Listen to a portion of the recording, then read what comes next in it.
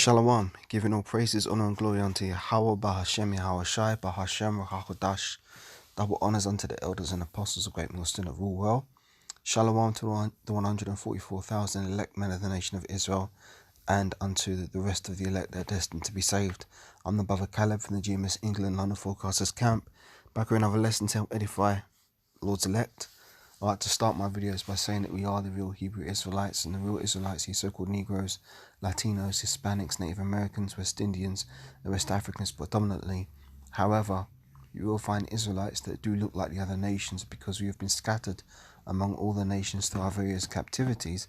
But if your seed line by your forefathers goes back to the man in the Bible that was named Israel, then you too are an Israelite, no matter what you may look like. Because Numbers chapter 1 and the 18th verse tells you that your nationality is determined by the lineage of your forefathers. So I just wanted to do a quick video here going into some images that were sent to me this morning by another brother in the camp. Beautiful brother. Because he recognized that sometimes I like to do videos going into things I see, because that's kind of one of the areas where the Most High has blessed me in being able to see things in images or understand symbolism and things like that. So he sent me these images and said maybe I could go into it. So I'm going to do that right now. So basically, you've got these images on the screen of these people, and it shows these portraits. But Esau's a fucking slick devil, man. Right, let's talk about composition first of all, right? Esau is a slick devil because he's got these pictures of these people. You can see you've got the woman here, the man there, woman there, the man there, another woman here, and another man here, right? Now, what do all these pictures have in common? Well, first of all, they've got something in common in terms of their composition, because you've got these people, and where you see their foreheads, you've got these space boxes here. Now, in comics, you call these speech bubbles or thought bubbles, so they're applying that principle. But they've got them placed over everybody's foreheads. Keep going the wrong way, Slakia. Got them placed over everybody's foreheads, right?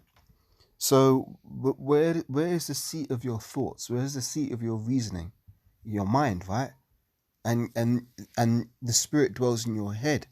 So basically, where their foreheads are, they've got these speech bubbles, as if Esau can see what they're thinking. So that's what that's supposed to symbolize, right? Now, what are these people thinking? What are they meditating on? Some bullshit, right? It says, "What's on your mind? I feel so weak, I can't take it anymore." Right? So that's what the so-called nigger woman's saying to herself, right? This next dude, "What's on your mind? I'm a failure, no one understands me." Now I'll say something to you, right? These kind of thought processes are common, but they're also demons speaking to the people. This is demons speaking to the people, to their mind, to make them think these things. To make them think, "Oh, I'm so weak, I can't take it anymore." To make them think, "I'm a failure, no one understands me." That's voices speaking to you, man. That's demonic voices speaking to you, because what demons do is they'll attack you. And this goes into Ephesians 6 and verse 10. "Put on the whole armor of the Most High, that you may be able to stand against the wiles of the devil. For we wrestle not against flesh and blood, but against powers, principalities, rulers of the darkness of this world, spiritual wickedness in high places," roughly paraphrasing. So these demons will attack your mind, and they'll cause you to have negative thought processes, which will in turn lead to negative actions, which then in turn will lead to further negative consequences. And it's a spiral of depression, dejection, and failure that's like a never-ending cycle, until the person themselves are able to muster up the strength to break out of it. Because people who suffer from depression, a lot of times they make the mistake of trying to surround themselves with people who make them feel good, or people who make them feel better. But you know what happens? That might work for a while, but eventually, one day you're going to find yourself alone, and then people aren't going to be around. Maybe they haven't left you in as such. Maybe you're just having a really bad day, and let's say your partner, either your husband or your wife, if you're a man or a woman, is away at work and you're there at home depressed, and all of a sudden the demon jumps on you harder than ever, and you're like, oh, I can't get through today, man. It's too hard, man. It's too hard. And then what do you end up doing? Grabbing a piece of paper from a drawer, scribbling some shitty little note. Oh, sir, I'm so sorry. And then hanging yourself from the fucking light fitting. You know, that's how these demons work, man. It's a slow, it's like a leak in a pipe, right? It might start off with a slow few trickles here and there, but eventually if that leak ain't addressed, the pipe will burst. And that's how depression and negative thoughts, negative thought patterns, and they call it suicidal ideation, I believe is what they call it, when you start to meditate on, oh, well, it would be better if I wasn't here. Maybe I should just throw myself out the window, or maybe I should just overdose on sleeping pills, or maybe I should slit my wrists and sit in the bath. See, look, man, this shit's real.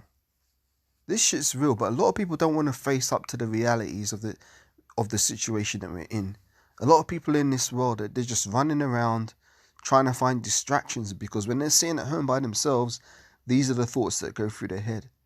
That's why a lot of women hate to be alone, because spirits be talking to these women a lot, man. And women aren't really that strong in the spirit to be able to fight these things, so oftentimes they succumb to them. That's why you see a lot of women getting a lot of these surgeries to improve their physical appearance, right? They do a lot to improve their physical appearance, like they may get a breast augmentation or arse augmentation, or you know, lip fillers and all this kind of crap, nose jobs and stuff. They're doing that because spirits are on them, telling them you don't look good enough. Maybe if you're more pretty, more people will like you. So then they try and treat the problem by changing their physical, when really they need to change their mental, because the problem is within their mind. And no matter how many surgeries, no matter how many augmentations they do to their body, these women are still never happy. So it's demons. So you can't treat the problem at the leaf. Like, for example, if you've got a flower, right? You got to get to the root of the problem. You know, treating a leaf here and there, it's not going to address the problem if the root is the issue. So you got to get to the root of it. So scrolling over to these, so I could keep going the wrong way, scrolling the wrong way. So regarding these other two images, it's the same thing. And it shows that Esau's the devil, because Esau's the one who causes these stressful situations to happen to people. And when people get more stressed out, they become more susceptible to these negative thought patterns. Right? So what else have we got here? It says, got a woman here saying, what's on your mind? I'm drowning in depths. Why is life so hard? See, these are the kind of questions which demons will present to a person, and then they'll present the alternative is, maybe your life would be better if you weren't here. Maybe you should just kill yourself. You won't have to worry anymore, and all this kind of crap.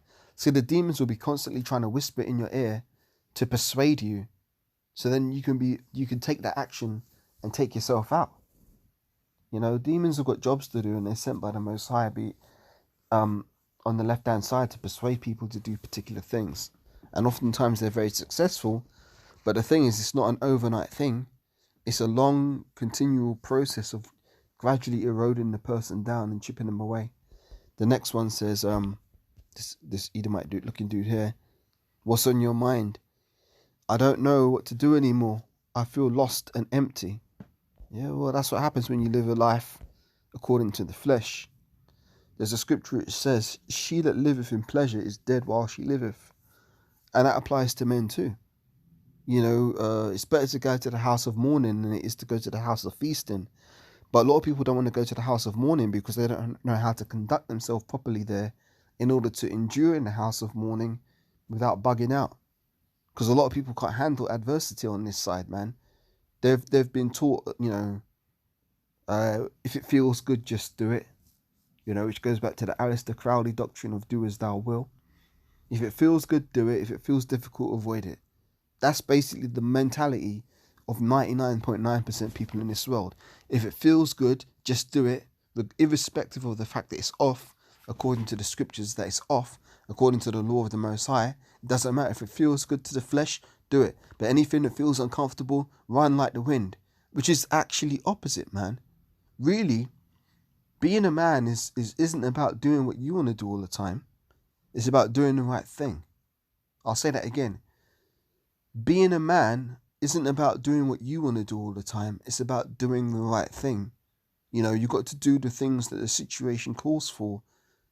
And oftentimes it's a difficult thing to do. It's much easier to give into the flesh and do things which are fun and enjoyable and pleasurable, and avoid those things which are difficult. But if you do that, you're going to end up destroying yourself. I'll use this analogy, right? I'll use physical exercise as an analogy. Physical exercise is difficult, you know, especially if you're out of shape. And it's not going to feel good at first. It's going to feel very hard. You're going to have to fight through certain limitations and barriers, be they psychological or physical. Does it feel good when you're doing it? No. Of course it doesn't feel good when you're running on that treadmill and you're starting to lose stamina. Of course it doesn't feel good when you're trying to do some bench presses and your muscles start burning. What do they call that? Is it lactic acid that builds up in the muscle? So you've got to break the muscle down in order for it to build itself back stronger. If I remember correctly, it's been a while since I used those terms. But yeah, it doesn't feel good to break your muscle down. It feels painful, and afterwards you're going to feel sore. But you know what? On the first day, you're going to feel, oh, I'm all broken down and tired. The second day, you'll probably feel, yeah, I'm all broken down and tired. But on the third day, you'll be like, hang on a minute. I'm starting to like this burning sensation. I'm starting to sleep better because I've exhausted my body, and my body's actually doing what it needs to do when it sleeps, which is to rebuild the areas that are damaged. So therefore, your sleep becomes more restful. You wake up feeling more energized, and you start to feel a little bit stronger in yourself. Now, the first few times you do it, I was just using 3 as an arbitrary figure. The first few times you do it, it's not going to feel good. It might not feel good for that first week. It might not feel good for that second week. But by the third week, you start to realize some gains. You know, be it in sleeping better, sleeping less. Because when you exercise regularly as well, rather than sleeping 8 hours a day, you start to find, hang on a minute, I'm only sleeping for 6. And I'm waking up earlier in the morning, and I'm feeling more alert. You know, that's another thing as well. Physical exercise helps massively with your mental health, because you'll feel more sharp, more alert, more energized. You'll be able to think through problems quicker. You know, I'm just speaking from my own personal experience here, but that's how it worked for me, and it made a massive difference. But going back to the point, these people in these images here, a lot of them aren't looking for answers. A lot of them are looking to wallow in their own self-pity. They're looking for someone to come and save them, which is a sad, sad way to live. Now, it's an ironic thing that I say that it's a sad, sad, sad way to live, because we as Israelites and of the hopeful elect, we're looking for someone to come and save us. But the point is that we know that we have to do our share of the work. Like, I can't just sit on my ass and be like, oh, well, yeah, I know I'm an Israelite. Oh, well, yeah, I know Yahushua is coming back. Oh, well, let me just stay in bed all day and be depressed and wait for the Lord to come and save me. See, that ain't going to work. That ain't going to work at all. Yes, we're waiting for Yahushua to come and save us, but we have to be willing to fight for our own lives. We have to be willing to fight the demons that are on us, because if we don't fight them, they're going to beat us down and they're never going to let us up. They're going to have us in that flipping submission hold perpetually until Yahushua comes. Now, when Yahushua comes, he's going to be looking for they that overcame the world, not they that succumbed to the world. So all these negative thoughts, all these demonic thought patterns and demonic influences, these are of the world, man. Now we have to overcome these things. So in order to overcome them, it means that we have to be fighters in the spiritual sense, because you can't carnally fight these demonic thoughts, but you can fight them spiritually. So how do you fight them spiritually? Through the scriptures, through the precepts, by meditating on those things, because that's our arsenal. Those are our weapons of warfare to fight against these negative thoughts and demons. Now Esau's got some shit running here where he's saying, oh well, you can get virtual support. Talk to us on 0207 686 6000 or whatever, or you can WhatsApp us. These fuckers ain't gonna give you no answers for your life, man. All this fucking some Good Samaritan shit. Well, Good Samaritan goes back to the Bible, but you know, you got this over here in the UK. You got this flipping suicide hotline or whatever called the Samaritans, where if you're feeling like topping yourself, that's the term they use over here in the UK when you're gonna off yourself, top yourself. When you're thinking about committing suicide, yeah, call the Samaritans and talk to some random motherfucker on the phone who's working at some call center, who's probably got issues himself because he's hearing people throwing up every day saying, yeah, I feel like killing myself. You know, it's just a fucking pattern of negativity and depression. It's a pattern of negativity and depression. And then people on some fucking phone, right, some call center, God knows where, listening to your problems. How the hell are they going to help you? See, and this goes to show the folly of this world, man. Folly is set in great dignity, but the rich sit in low place, roughly paraphrasing. What these people really need is scriptures, man. And they need the truth. Now, I'm kind of speaking from experience here because due to a health condition I have, I've had to do a lot of psychological therapies and therapy groups and group therapy and all kinds of shit. You know, they call it CBT, cognitive behavioral therapy. You know, passion focused, was it compassion focused therapy? I've done a lot of that shit, right? And if there's one constant that I've seen throughout the various therapies I've had to go through when it pertains to other people, is that a lot of people are lost, man. Even these fucking Edomites are lost because their life has no meaning, no purpose. Now, on one hand, you could say that's just that, but on the other hand, you could say they still need the scriptures because they don't know what they're doing, why they're here, this, that, and the other. And Edomites will reject the scriptures, but if you told them, look, you're an Edomite, right, and this is what your people has done, and you're going to have to pay for what you've done in the next lifetime, when your Harashah comes, you're going to pay for everything you've done. A lot of these feelings of, oh, I don't know why I'm here, and I don't know what my meaning is, and blah, blah, blah, blah. They'd be told it, but the thing is, they would buck up and they'd reject it. But at least then they would have some knowledge of the why they're here. Because right now, these Edomites, they don't understand. They know that something's coming, and they feel it. They feel in their spirit that something negative's coming for them, and they're going to have something happen to them, which is going to be very bad, but they don't know what it is. But really, it's the coming of our Lord. And these Edomites know that they've got a tab to pay. So that's why a lot of them, they're very quick to, you know, when shit gets tough, they want to run to the spiritual realm, thinking that they're going to get a pass. Oh, I can't afford to pay my mortgage anymore. Oh, I just lost my job. Let me throw myself out the window. Yeah, you go up there to the Most High, and guess what? The Most High's going to tell you, yeah, all right, you chill there for a minute, right? But when you go back on earth, you're going to be a slave in the new kingdom of heaven. You know, and they're going to come back into that, so they can't escape their judgment. They cannot escape their judgment. But you know what a lot of people like to do? In order to run away from this stuff, they look for distractions. That's why television is so prevalent. That's why, you know, going to the pub and getting drunk is so prevalent. That's why going to watch some fucking sports event like football or whatever, World Cup or whatever shit, that's why that's so prevalent, because a lot of people, all they're looking for is an escapism, an escape from the situation they're in, an escape from the reality of their own miserable, wretched lives. And that can even come in the form of surrounding themselves by other people. As there's a saying in the world, misery loves company. So sometimes when people are miserable and down and depressed, the last thing they want to do is sit by themselves, so they'll run out there and surround themselves by other people. Surround themselves with other people, I should say, forgive me. So yeah, that's basically the breakdown on this images, and it shows that Esau's the devil because he's the one who causes these stressful situations. So he gives people these situations that make them bug out, make them, contemplate suicide, and then guess what happens in the end? If the thoughts go unchecked for long enough, these people end up killing themselves. So then this ties into the depopulation agenda.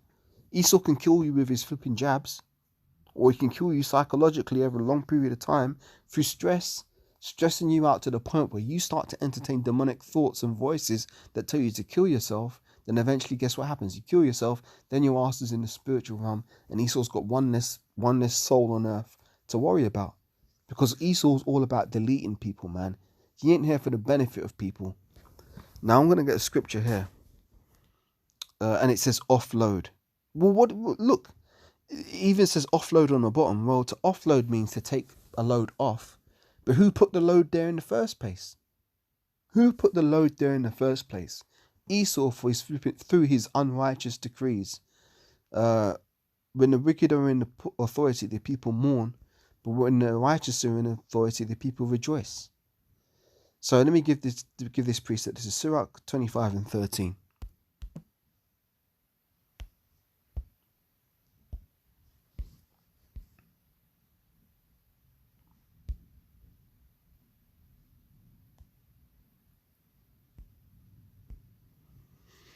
It says, give me any plague, but the plague of the heart.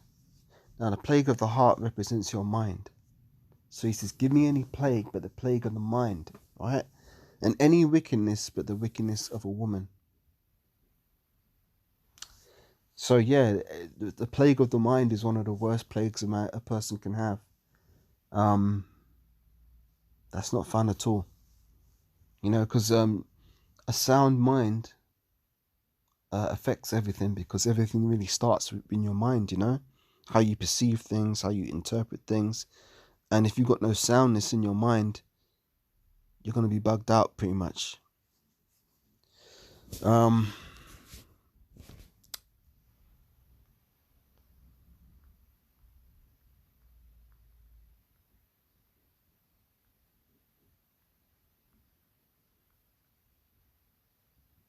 This is Isaiah 10 and verse 1.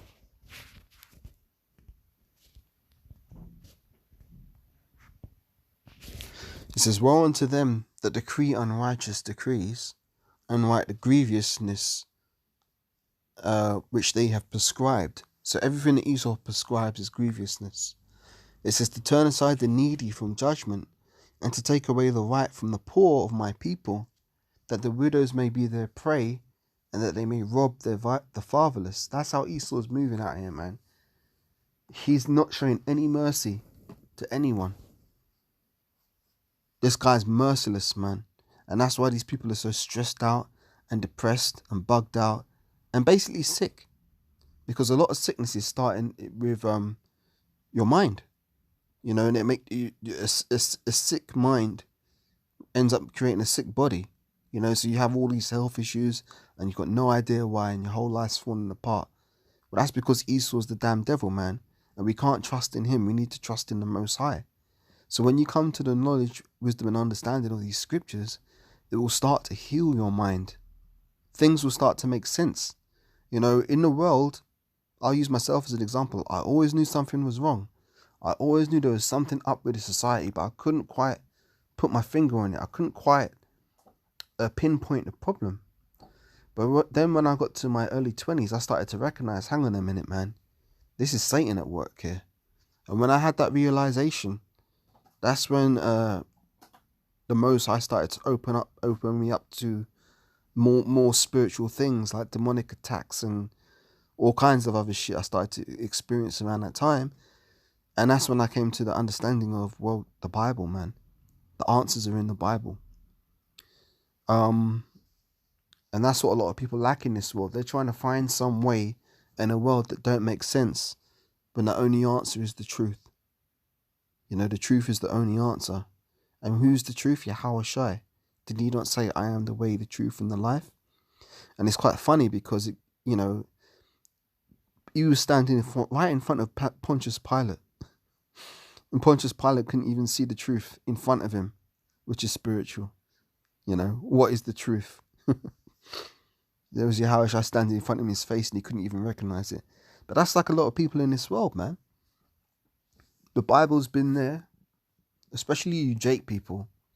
Because a lot of you Jakes from a certain generation, I should say my parents' generation or even my grandparents' generation, you can guarantee damn sure that there's a Bible somewhere in a house, gathering dust, not being read.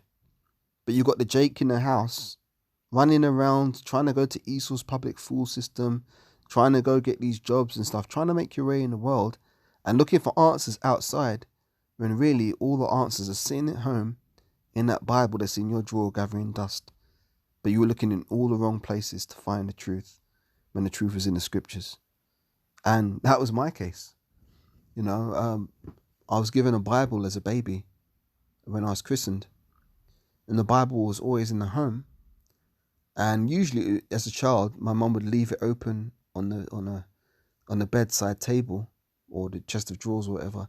It would be open, and it would be open at Psalms 23 on that page. And you know, it's a bit sad, but you know, that was before the truth had been made manifest.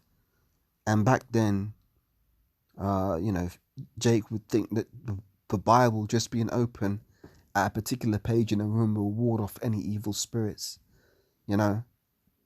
But the thing is, you have to actually read it, you know. It's all good and well to have it, but if you don't read it, then you're not going to be blessed. Because Revelation 1 verse 3 says, "Blessed is he that readeth, and they that hear the words of this prophecy, and they that keep the things which are written therein, for the time is at hand." So my point is that there was always a Bible in the home, and it was actually my Bible. But it wasn't until my early 20s, which is when I started to have all these spiritual encounters, and the Most High started to open up my mind through illnesses and stuff like that, that I came to realize, hang on a minute, I've been looking for the truth everywhere, when really it's always been in this Bible that's been sitting in the room in the drawer. This is where the truth really was. So my point is to people who are, because this isn't uncommon. This isn't uncommon at all. I'm gonna have to end this video because my storage space is running out. These thoughts aren't uncommon. These thoughts are very common, and these are the thoughts that Esau tries to inspire the people to have, because when they do, they start bugging out and they might lose it. And ultimately, Esau wants these people to be deleted. So if they delete themselves, they've done him a favor. So I'm just going to wrap this up because my phone's running out of storage. So giving all praises, honor, and glory once again unto Yahweh, Bahashem Yahawashi, Bahashem Rachakodash. Double honors unto the elders and apostles of Great Millstone that rule well. Shalom to the 144,000 elect men of the nation of Israel, and to the other elect members destined to be saved. And yeah, I'm out for this one. I'll catch you on the next. Shalom for now.